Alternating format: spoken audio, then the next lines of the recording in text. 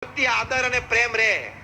સમજો આજે તમે તમારા માતા પિતા કે સાસુ, તો માતા પિતા પ્રત્યે આદર અને પ્રેમ રહે.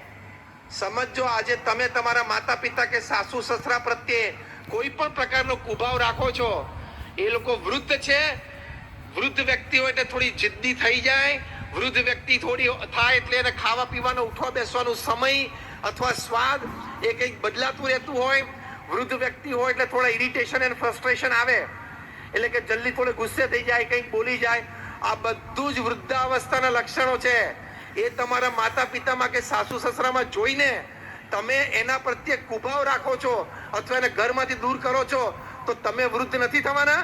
તમે વૃદ્ધ થાવ ત્યારે આ બધા આદતો અને સ્વભાવ તારામાં નથી આવવાના. હા કે ના? તો એ માતા પિતા ને સાસુ સસરાના એ સ્વભાવ તમારે ચલાવી લેવા પડે. તમને બુદ્ધિશાળી છો, તમે ભણેલા છો, દરેક વાતનો નાનો મોટો રસ્તો કાઢતા આવડવો જ જોઈએ.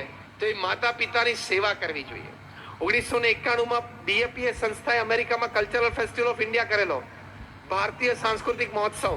એમાં આ શ્રવણનો સ્પોટ હતો. એમાં શ્રવણ પોતાના મા બાપને ખભે લઈને જાત્રાએ નીકળેલા, કાવડમાં બેસાડેલા, સ્પોટ મૂકેલો.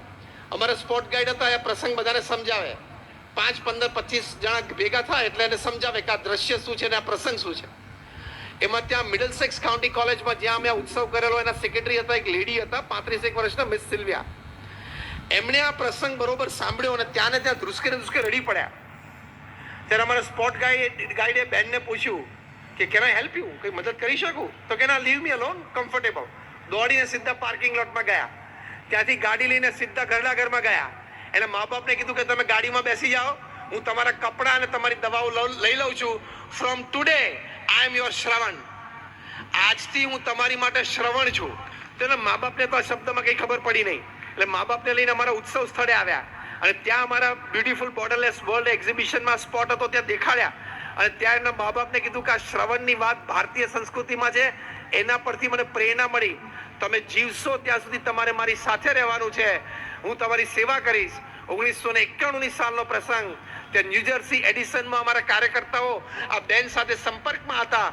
2008 સુધી, જ્યાં સુધી એમના બંને મા બાપ જીવ્યા, ત્યાં સુધી આ બેને શ્રવણમાંથી પ્રેરણા લઈ મા બાપને ઘરે રાખીને સેવા કરી. તો એક પરદેશી બાય, ત્યાંની સંસ્કૃતિને ત્યાંનો ઉછેર, ત્યાંના સંસ્કાર અને ત્યાંની રીતભાત જે બૌદ્ધા ઓલ્ડ એજ હોમની છે, એને પણ શ્રવણની વાત સાંભળીને આટલા સંસ્કાર પડી જતા હોય, તો આપણા તો લોહી, DNA અને જીન્સમાં શ્રવણની વાત છે.